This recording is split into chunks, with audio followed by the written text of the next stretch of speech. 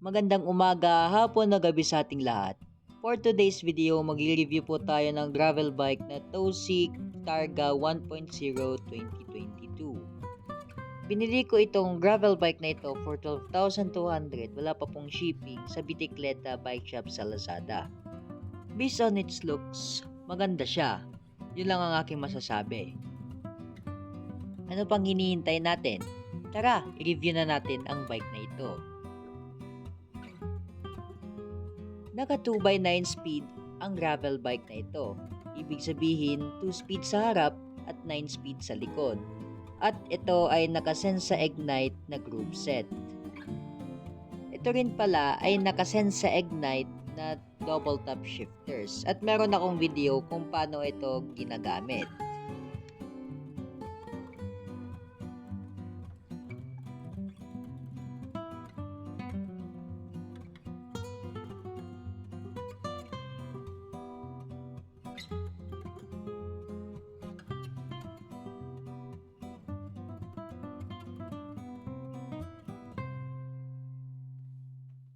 Next naman ay yung preno.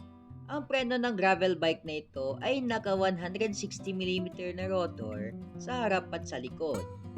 At ang caliper naman nito ay naka Yinxing brake calipers. Mas maganda sana kung inuna nila ang safety kaysa sa looks ng bike na ito for its price and for the safety of the riders na rin. Pero based on my experience, maganda din naman siyang gamitin.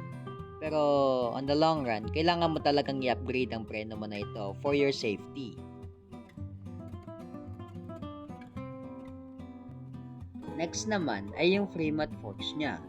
Ang frame ng gravel bike na ito ay naka 700C aluminum alloy 6061 na may internal cabling at ang frame na ito ay naka smooth welding pa. At ang head tube niya ay tapered.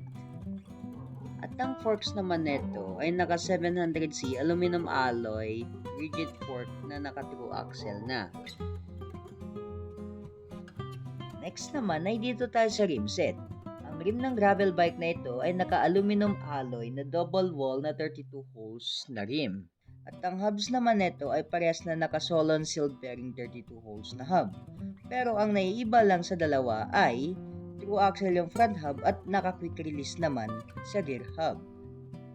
At ang gulong naman na ginamit dito ay Chaoyang Tanwol 700x38C gravel tires. At doon na po nagtatapos ang review natin.